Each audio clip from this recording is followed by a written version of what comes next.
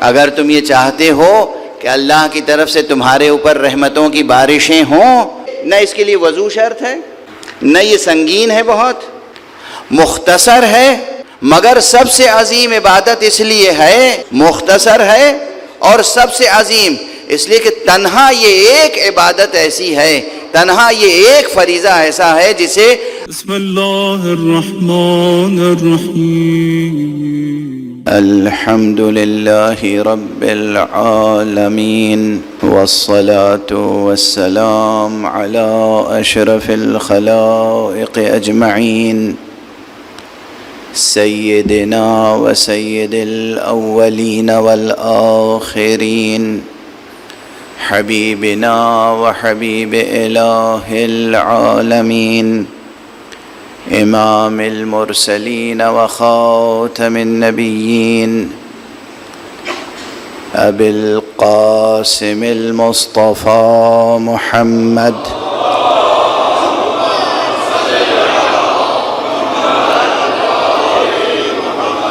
وعلى أهل بيته الطيبين الطاهرين الهداة المهديين المعصومين المظلومين واللعنة الدائمة على أعداء الحق والدين أما بعد فقد قال الله تعالى عز اسمه في محكم كتابه ومتقن خطابه بسم الله الرحمن الرحيم ولتكن منكم أمة يدعون إلى الخير ويأمرون بالمعروف وينهون عن المنكر وأولئك هم المفلحون صدق الله العلي العظيم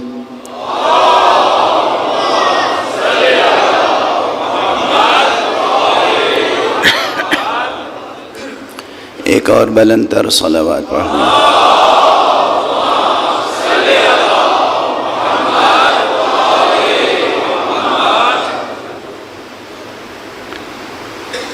قرآن حکیم کی یہ وہ آیت ہے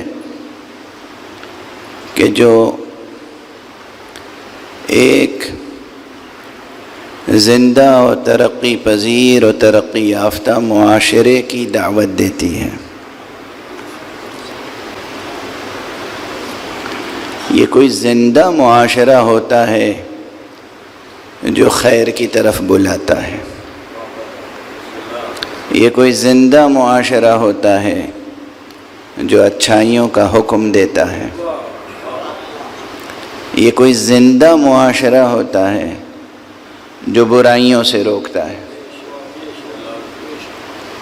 جن معاشروں میں یہ صفتیں نہیں ہوتی وہی معاشرے زوال پذیر، زوال آمادہ، بلکہ زوال کا شکار ہو جاتے ہیں اور قعر پستی میں پہنچ جاتے ہیں، جنہیں مردہ معاشرہ کہا جا سکتا ہے۔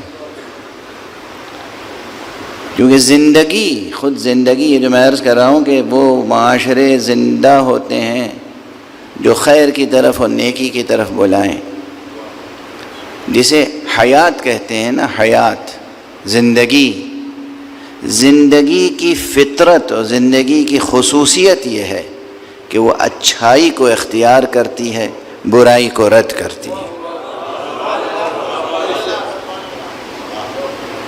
آپ پورے عالم فطرت کو دیکھ لیجئے، اس عالم کائنات میں، اس عالم فطرت میں زمین کی خصوصیتیں دیکھیے، درختوں کی خصوصیتیں دیکھیے، حیوانات کی خصوصیتیں دیکھیے، آپ اپنے جسم کی خصوصیت دیکھیے۔ جو چیز جسم کے لیے مفید ہے وہ جسم جذب کرتا ہے، جو چیز اس جسم کے لیے مفید نہیں ہے وہ جسم دفع کرتا ہے، جب تک یہ زندہ ہے۔ اگر یہ جسم زندہ ہے تو اس میں یہ عمل ہوتا رہے گا، جو چیز جسم کے لیے مفید ہے وہ جسم قبول کرے گا، جذب کرے گا. جو چیز جسم کے لیے مفید نہیں ہے وہ جسم نہ قبول کرے گا نہ جذب کرے گا، دفع کرے گا. ایک صحت مند انسان دسترخوان پہ بیٹھا ہوا ہے، اگر وہ صحت مند ہے تو یقیناً اس کا دل اسی چیز کے لیے چاہے گا جس کی اس وقت اسے ضرورت ہے، اور جس چیز کی ضرورت نہیں ہے، جو چیز معلوم ہے کہ یہ اس وقت جسم میں جائے گی تو نقصان پہنچائے گی، طبیعت ہی نہیں گوارا کرے گی کہ وہ چیز تناول کرے. اگر انسان صحت مند ہے، اگر اس کا ذہن صحت مند ہے، اگر ذوق اس کا سلیم ہے، تو زندگی کی خصوصیت یہ ہے، اصل حیات کی کیریکٹرسٹک یہ ہے کہ وہ مفید اور اچھی چیزوں کو قبول کرتی ہے اور غیر مفید اور مضر چیزوں کو دفع کرتی ہے. جو زندگی کی خصوصیت ہے اسی کو قرآن مجید نے اور اسلامی تہذیب نے ایک زندہ معاشرے کے لیے ضروری قرار دے دیا. تمہیں زندہ رہنا ہے، ترقی کرنی ہے، آسمانوں کو چھونا ہے، یا ہمیشہ زمین پر حشرات الارض کی طرح رینگتے رہنا ہے؟ اگر آسمانوں کو چھونا ہے اور یقیناً چھونا ہے، کیا ارادہ ہے؟ حشرات الارض کی طرح زمین پہ رینگتے رہنا ہے؟ یہ تو زیب نہیں دیتا. ایک انسان کو زیب نہیں دیتا، چہ جائے کہ اس امت کو جس کا پیمبر صاحب معراج ہو. سبق ملا ہے یہ معراج مصطفیٰ سے ہمیں، سبق ملا ہے یہ معراج مصطفیٰ سے ہمیں، کہ عالم بشریت کی زد میں ہے گردوں. آپ کو آسمانوں تک پہنچنا ہے دونوں حیثیت سے، دونوں حیثیتوں سے. ایک تو یہ ظاہری حیثیت ہے جو آپ دیکھ رہے ہیں، یہ زمین آپ کے پاؤں کے نیچے ہے، یہ آسمان آپ کے سر کے اوپر ہے. ایک تو یہ زمین و آسمان ہے. ایک عالم آپ کے اندر چھپا ہوا ہے. آپ کے اندر بھی ایک زمین ہے اور وہ بھی بہت تہدار ہے، اور آپ کے اندر 7 آسمان ہیں. تو اندر کا جو آپ کا وجود ہے اسے بھی زمین سے چسپاں نہیں رہنا ہے، آسمانوں تک بلند ہونا ہے. اور یہ تبھی ممکن ہوگا جب آپ امر بالمعروف اور نہی عن المنکر کی تحریک کو زندہ رکھیں گے. امر بالمعروف کے فریضے کو ادا کریں گے، نہی عن المنکر کے فریضے کو ادا کریں گے. یہ نہایت خوشگوار فریضہ ہے اگر اسے خوشگوار طریقے سے ادا کیا جائے، اگر اسے برضائے خدا ادا کیا جائے. علم کے اشتہار کے لیے نہیں، اپنے کو بزرگ تر ثابت کرنے کے لیے نہیں، خود کو دانا تر ثابت کرنے کے لیے نہیں، خود کو دوسروں سے بہتر ثابت کرنے کے لیے نہیں، برضائے خدا. کوشش تو یہ ہونی چاہیے ہر فرد کی کہ وہ دوسرے کو اپنے سے بہتر مقام پر دیکھے. میں کچھ عرض کر رہا ہوں. ایک مومن معاشرے اور ایک مسلم معاشرے کی خصوصیت یہ ہونی چاہیے، ایک مرد مسلم کی نفسیات یہ ہونی چاہیے، ایک مرد مومن کی خصوصیت یہ ہونی چاہیے کہ اس کے دل میں جذبہ یہ ہو کہ ہمارا برادر مومن ہم سے بہتر جگہ پر فائز ہو جائے.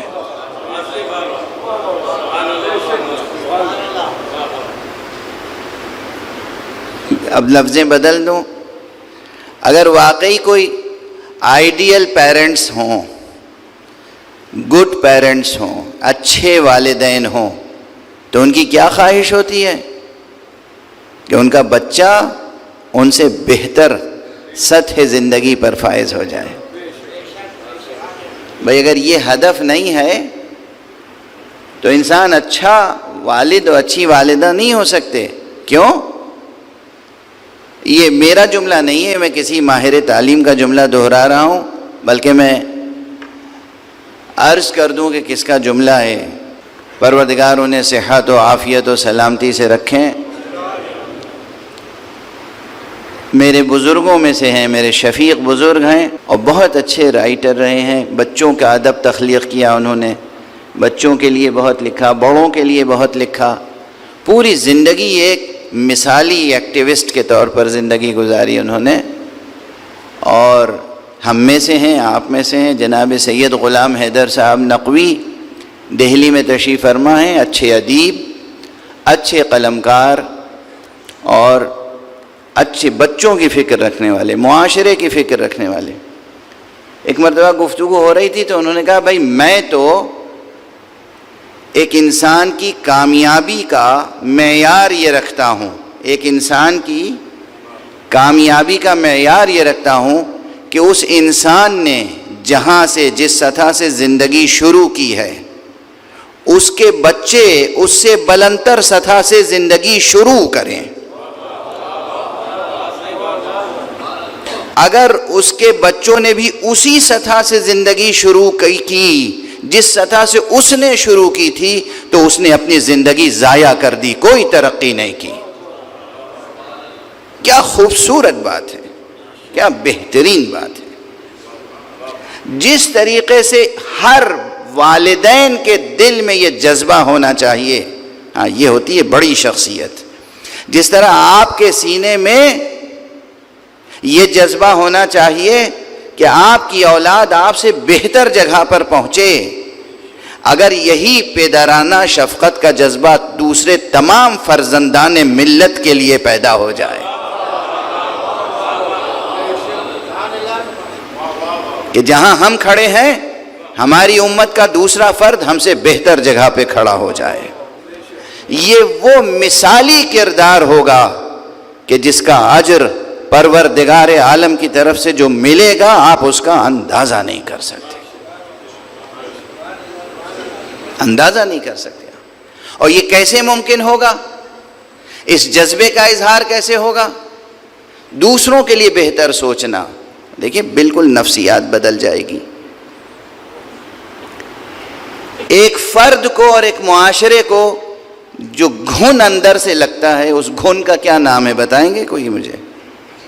یہ لکڑی میں گھن لگ جاتا ہے، خدا نہ کرے کتاب میں دیمک لگ جاتی ہے. یہ جو کتاب میں دیمک لگتی ہے کتاب کو پاؤڈر بنا دیتی ہے. لکڑی میں گھن لگ جاتا ہے تو لکڑی ختم ہو جاتی ہے. ایک فرد میں، ایک انسان میں اور ایک معاشرے میں کون سا گھن لگتا ہے؟ جزاکم اللہ، جزاکم اللہ. یہ حسد ہے، یہ حسد ہے جو انسان کو خود تباہ کرتا ہے، حاسد کو تباہ کرتا ہے اور معاشرے کو تباہ کرتا ہے، گھروں کو تباہ کرتا ہے، معاشروں کو تباہ کرتا ہے. بجائے اس کے کہ آپ حسد کریں، آپ یہ چاہیں کہ دوسرا مجھ سے بہتر ہو.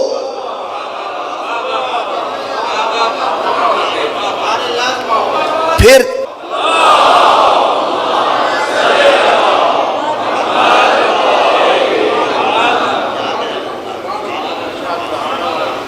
آپ کا بیٹا آپ سے بہتر ہو، آپ کا بھائی آپ سے بہتر ہو، آپ کا دوسرا عزیز آپ سے بہتر ہو، آپ کا دوست آپ سے بہتر ہو.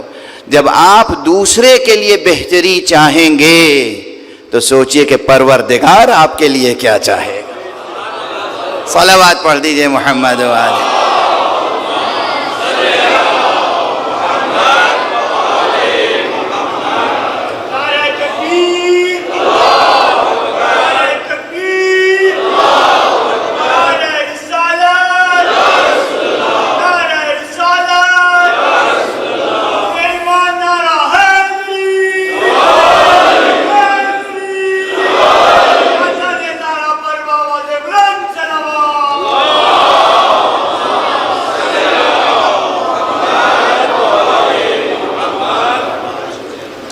اگر ایسی نفسیات پیدا ہو جائیں، اور جس کے نمونے ہیں ہمارے پاس، جس کی مثالیں ہیں ہمارے پاس.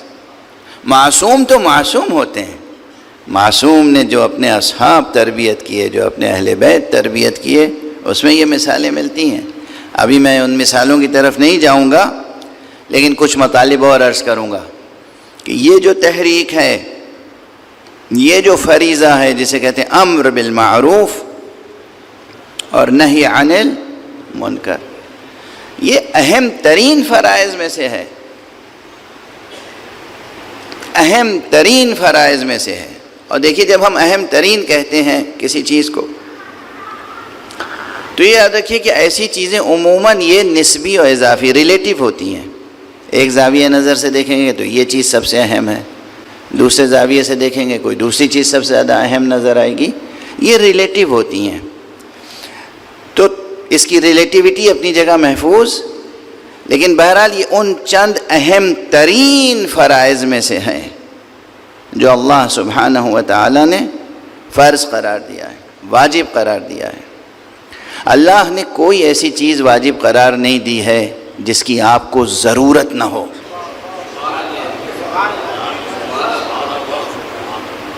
اللہ ہے، ہزار بار صد ہزار بار اس طرح کی رقیق تعبیریں استعمال کرتا ہوں صرف اس لیے کہ بچوں نوجوانوں کو یاد رہ جائیں اور وہ اس میں کسک اور کھٹک پیدا ہو اور سوچیں کہ یہ کیا کہہ دیا انہوں نے. نعوذ باللہ صد ہزار بار نعوذ باللہ. وہ اللہ ہے، کوئی خوشامد پسند بادشاہ نہیں ہے، کوئی ایسا بادشاہ نہیں، کوئی ایسا، میں جو جملہ کہنا، وہ کوئی IMF کا ڈائریکٹر تھوڑی ہے کہ قوموں پر ٹیکس لگائے خواہ اپنے فائدے کے لیے. سمجھائیے کہ تمہارا فائدہ ہے مگر ہو اس کا اپنا فائدہ. یہ جو سرمایہ، مغربی سرمایہ داری کا خونخوار پنجہ، اس کی جو نحوستیں ہیں معاشرے انسانی کے لیے، اسے محسوس کرتے ہیں آپ؟ کچھ لوگ تو مجبوراً وفادار بنے ہوئے ہیں اور کچھ لوگ واقعاً اشتباہ میں ہیں، مغالطے میں ہیں، معلوم نہیں کدھر جا رہے ہیں. چونکہ یہ میڈیا اور یہ ایڈورٹیزمنٹس اور یہ اشتہارات یہ غیر ضروری چیز کو آپ کے لیے ضروری بتاتے ہیں، اور جو آپ کے لیے ضروری ہے اس سے توجہ ہٹ جاتی ہے. تو فائدہ ہے ان کا، کہتے ہیں میاں اس میں تمہارا فائدہ ہے. دھوکہ فریب، اگر دھوکہ فریب نہ بھی ہو، ضرورت ان کی پوری کر رہے ہیں آپ کے ذریعے سے. صد ہزار بار نعوذ باللہ استغفر اللہ. نقل کفر نہ باشد. یہ ایک رقیق تشبیہ تھی تاکہ مسئلہ جو ہے سماجیات سے جڑ بھی جائے اور بات ذہنوں تک منتقل. اللہ ہے بے نیاز، غنی علی الاطلاق، کسی چیز کا محتاج نہیں. اصل لفظ محتاج متصور نہیں ہے اس کی ذات کے لیے، کسی چیز کا محتاج نہیں. غنی، بے نیاز، یہاں تک بے نیاز آپ کی اچھائیوں سے بھی بے نیاز ہے. جو آپ کے کمالات ہیں ان سے بھی وہ بے نیاز ہے. جہاں مخلوقات کے کمالات کی حد ختم ہوتی ہے وہاں سے اس کے کمالات کا آغاز ہوتا ہے. وہ خالق ہے، اس کے صفات الگ ہیں. الفاظ صرف مشترک ہیں، الفاظ مشترک ہیں ورنہ کوئی شے مشترک نہیں ہے. ہم مخلوق ہیں، وہ خالق. ہم مرزوق ہیں، وہ رازق. ہم عبد ہیں، وہ معبود. ہم مرحوم ہیں، وہ راحم. ہم محتاج کرم، وہ کریم اور اکرم الاکرمین. کوئی چیز مشترک نہیں اور ہماری کسی صفت کا وہ محتاج نہیں. نہ صرف یہ کہ ہماری شے کا محتاج نہیں، ہماری کسی صفت کا محتاج نہیں. تو پھر اس نے ہمارے اوپر یہ واجبات کیوں عائد کر دیے؟ نماز پڑھو واجب ہے، روزہ رکھو واجب ہے، حج کرنے کو جاؤ واجب ہے، امر بالمعروف کرو واجب ہے، نہی عن المنکر کرو واجب ہے. یہ سب ہماری اپنی ضرورتیں ہیں. یہ بالکل ایسا ہی ہے. اب مثال ہی دیتا رہوں. چھوٹا بچہ وہ جانتے ہی نہیں اس کے لیے کیا بہتر ہے کیا بہتر نہیں ہے، اور جب وہ اسکول جاتا ہے تو اسکول والے بہت سی چیزیں کہتے ہیں کہ یہ ضرور کر کے آنا ہو، یہ ضرور کر کے آنا ہو، یہ ضرور کر کے آنا ہو، ایسا لباس پہننا اور ایسی شرٹ پہننا اور ایسی پینٹ پہننا اور ایسی بیلٹ لگانا اور ایسا ایک ایک چیز. اور اسی طرح ماں باپ کی طرف سے الگ اس بچے کے اوپر تاکید ہوتی ہے یہ کرو یہ نہ کرو، حالانکہ ماں باپ کو کچھ نہیں اس سے حاصل ہے. جو کرے گا اس سے بچے کی تربیت ہوگی، بچے کا فائدہ ہوگا، بچے کا مستقبل روشن ہوگا، بچے کی شخصیت مضبوط ہوگی. اب یہ مثال ادھوری ہے، کوئی مثال اللہ کی شان میں پوری نہیں اترتی مخلوقات کی، چونکہ اب وہ زمانہ گیا جب تعلیم جو تھی عبادت سمجھ کے دی جاتی تھی. اب تو تعلیم تجارت ہو گئی ہے، تو اب ہم نہیں کہہ سکتے کہ اسکول والوں کا کوئی فائدہ نہیں ہے اس لیے کہ وہ بڑی لمبی لمبی فیس لیتے ہیں. لیکن بہرحال اگر اس نقطے اس ایک پہلو کو نظر انداز کر دیں تو جو کچھ ایک معلم ایک استاد بچے پر طالب علم پر اسٹوڈنٹ پر لازمی قرار دیتا ہے یا والدین لازمی قرار دیتے ہیں، کس کے لیے فائدہ کس کا ہے؟ بچے کا فائدہ. اللہ سبحانہ و تعالیٰ نے جو کچھ فرائض ہم پہ واجب قرار دیے ہیں، فائدہ کس کا ہے؟ ہم پر. ہمیں ہمارے لیے فائدہ پلٹ کے آنے والا ہے. یہاں تک کہ توجہ رکھیے گا حدیث میں موجود ہے، یہاں تک کہ جو ہم صلوات پڑھتے ہیں محمد اور آل محمد پر، اس صلوات کا فائدہ بھی پلٹ کے ہم ہی کو ملتا ہے.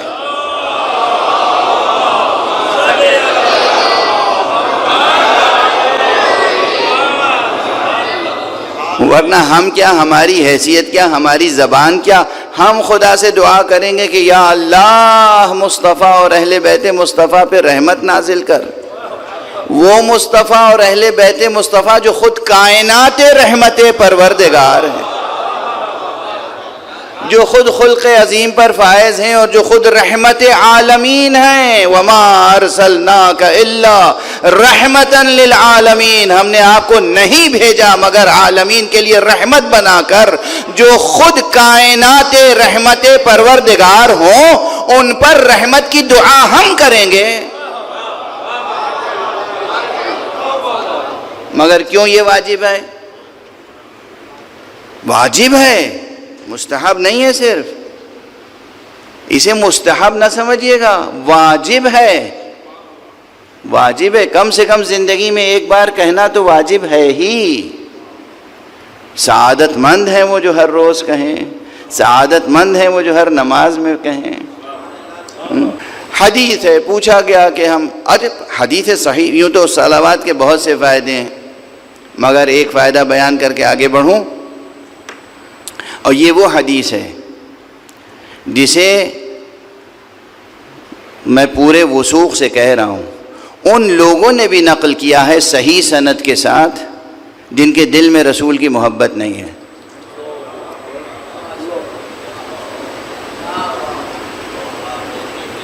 اس کے دلائل ہیں میرے پاس.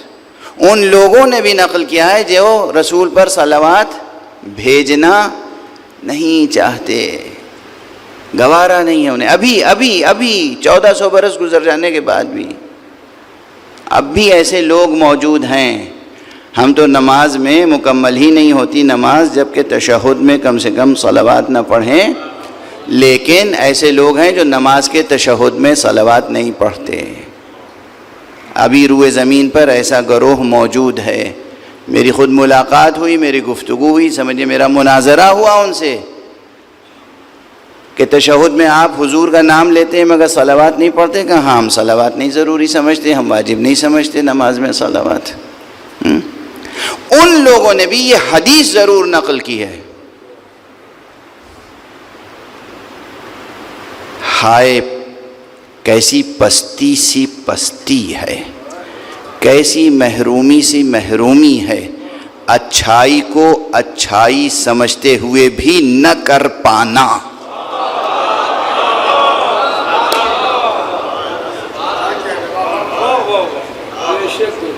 اچھائی کو اچھائی سمجھتے ہوئے بھی نہ کر پانا، یہ نفسیات نہ پیدا ہو گئی۔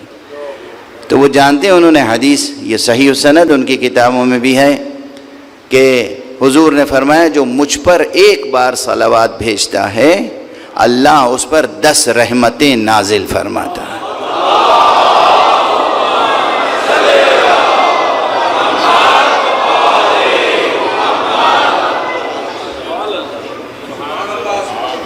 واضح ہے۔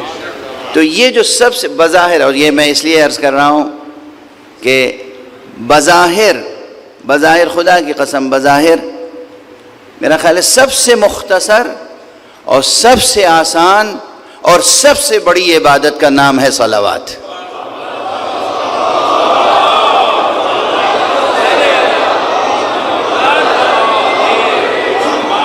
سب سے مختصر، اس سے زیادہ مختصر نہیں ہو سکتی، اس سے زیادہ زبان پہ سبک اور آسان نہیں ہو سکتی ہیں، اور کوئی شرط نہیں، وضو کر کے صلوات پڑھیے شرط نہیں ہے، یوں باوضو ہمیشہ رہیں بہت اچھی بات ہے، لیکن وضو نہیں ہے تب بھی آپ صلوات پڑھ سکتے ہیں۔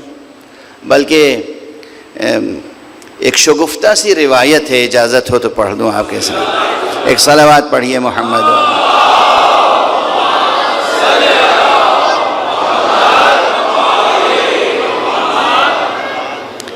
ایک جگہ گفتگو ہو رہی تھی حضرت حذیفہ یمانی، اب میں مختصر عموماً پڑھا کرتا ہوں، تفصیلات یاد ہوتی ہیں تب بھی میں اسے مختصر کر دیتا ہوں۔ حضرت حذیفہ یمانی، نام سنا ہے آپ حضرات نے، ضرور سنا ہوگا۔ حضرت حذیفہ یمانی بہت بڑی منزلت کے حامل تھے۔ آپ بتائیے وہ کون ہوگا، وہ کیسا ہوگا جسے رسول اپنے راز بتاتے ہوں؟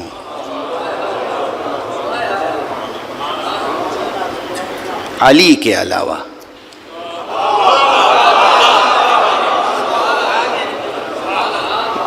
مولا علی کی بات تو بالکل الگ ہے۔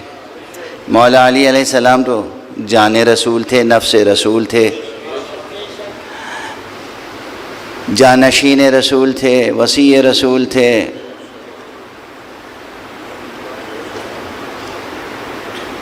اچھا سچ میں یہ بتائیے، یہ جو لفظیں ابھی میں نے استعمال کی، یہ کوئی پہلی بار استعمال کی؟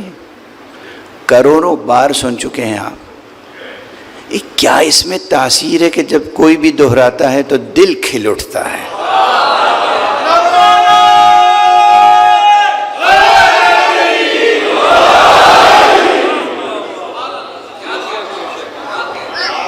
علی جان رسول تھے، علی نفس، کتنی بار سنا ہے آپ نے، شاعروں سے، ذاکروں سے، عالموں سے، خود آپ نے نہ جانے بار کتنی بار دہرایا ہوگا۔ خدا کی قسم کیا کوثر جاری ہے فضائل علی۔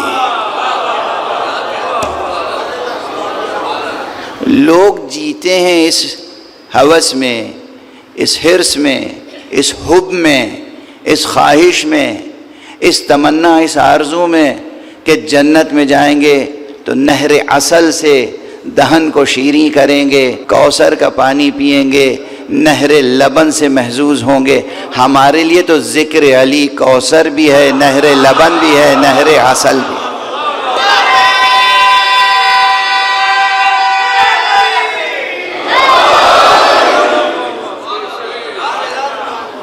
یہی ہمارے لیے نہر لبن ہے، یہی ہمارے لیے نہر عسل ہے، یہی ہمارے لیے کوثر ہے، یہی ہمارے لیے آب حیات ہے۔ تو مولا علی کی تو بات ہی الگ ہے۔ مولا علی کے علاوہ جن چند افراد کو یہ شرف حاصل تھا کہ حضور کے تھوڑے سے راز حضور نے انہیں بتائے تھے، ان میں سے ایک جناب حذیفہ یمانی تھے، حضور کے وفادار، مولا علی کے وفادار۔ تو جناب حذیفہ یمانی بیٹھے ہوئے تھے، ایک دربار سجا ہوا تھا۔ انہوں نے، جو دربار کے راس و رئیس تھے، انہوں نے پوچھا، حذیفہ کیسے ہو؟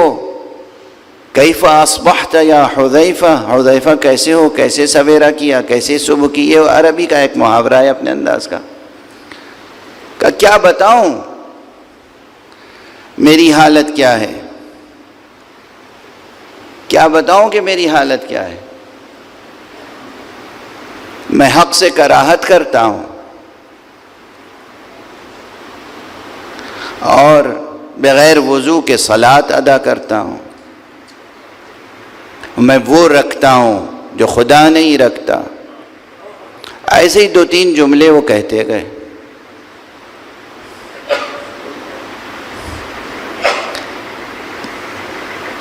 جو صدر مجلس تھے اس وقت انہیں جلال آ گیا.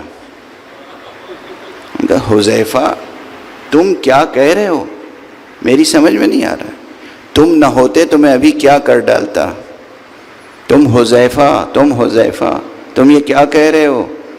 اگر تم نہ ہوتے تو میں ابھی مثلا کوڑے برسا دیتا، پتہ نہیں کیا کرتا. ایک دربار میں وہ خاموش بیٹھے ہوئے حذیفہ. اتنے میں جناب مولا کائنات امیر المومنین علی ابن ابی طالب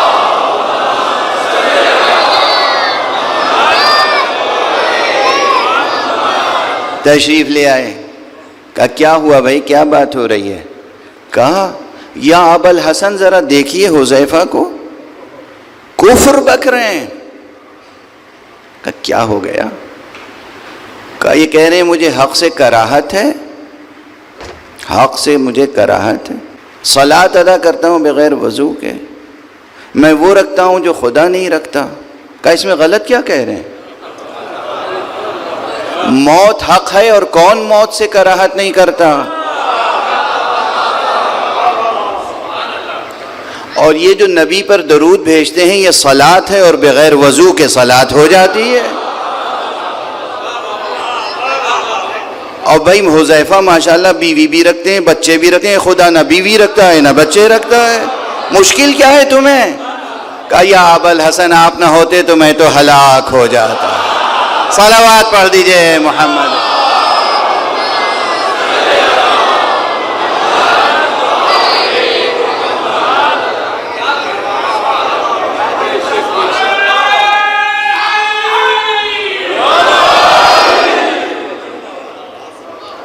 حضور کی طرف یہ حدیث بھی منسوب ہے کہ حضور نے فرمایا ہے کہ مومن کا مزاح بھی عبادت ہے.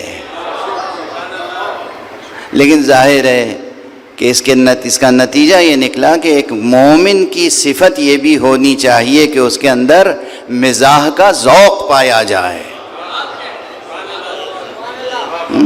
اب یہ حذیفہ کا ایک مزاح تھا، مزاح کا مزاح تھا، حقیقت کی حقیقت تھی. مومن کے مزاح کی شان یہ ہوتی ہے کہ وہ مزاح میں بھی جھوٹ نہیں بولتا. اب دیکھیے اس مزاح میں کوئی چیز جھوٹ نہیں تھی، غلط بیانی نہیں تھی، باطل امر نہیں تھا، کوئی باطل امر نہیں تھا، کوئی کذب نہیں، کوئی غلط بیانی نہیں.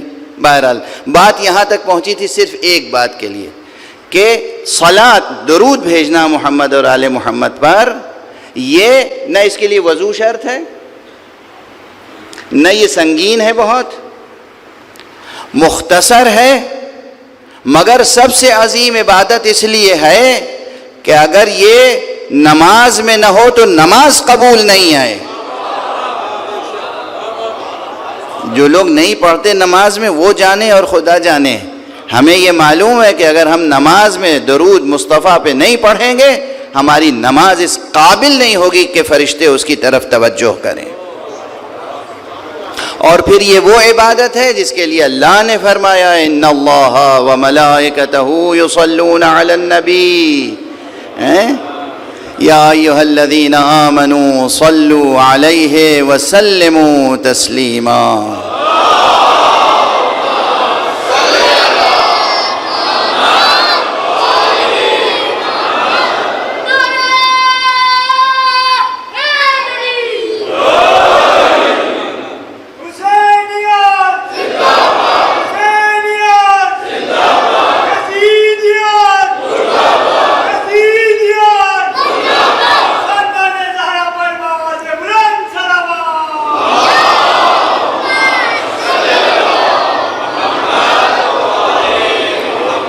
اب آپ ذرا غور فرمائیے گا، بات تو یہاں تک پہنچی تھی اس لیے کہ میں یہ عرض کر رہا تھا کہ کوئی بھی فریضہ جو ہم پر عائد کیا گیا اس میں اللہ کا کوئی فائدہ نہیں ہے، سب ہمارے فائدے کے لیے۔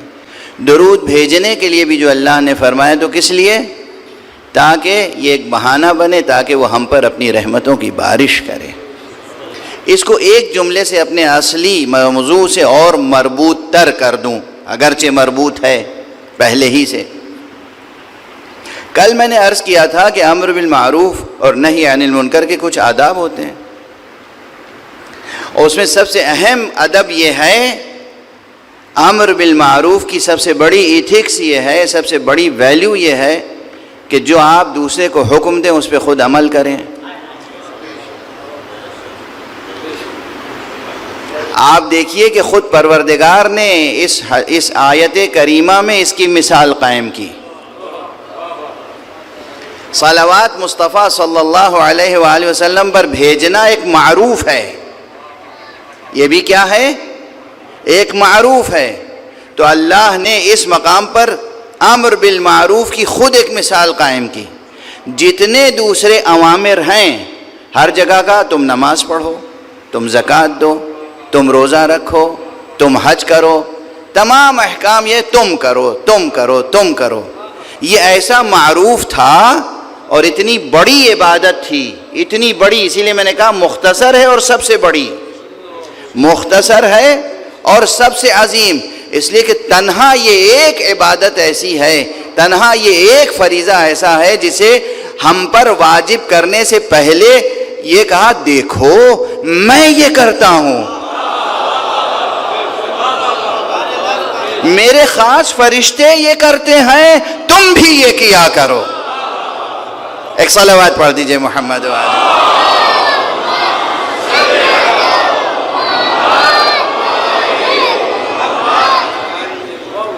یہ خود ایک معروف ہے، معروف، یہ وہ معروف ہے جسے فطرت، عقل، شریعت پسند کرتی ہے، اللہ اس کا حکم دیتا ہے، شریعت اس کا حکم دیتی ہے۔ تو صلوات پڑھتے رہنا ایک معروف ہے، خود پڑھتے رہا کیجئے اور دوسرے مومنین کو توجہ دلایا کیجئے کہ دیکھو بھائی درود ہر وقت پڑھتے رہا کرو۔ اگر تم یہ چاہتے ہو کہ سرکار رسالت مآب کے ایک اچھے امتی رہو تو ہر وقت درود پڑھتے رہا کرو۔ اگر تم یہ چاہتے ہو کہ اللہ کی طرف سے تمہارے اوپر رحمتوں کی بارشیں ہوں تو ہر وقت درود پڑھتے رہا کرو۔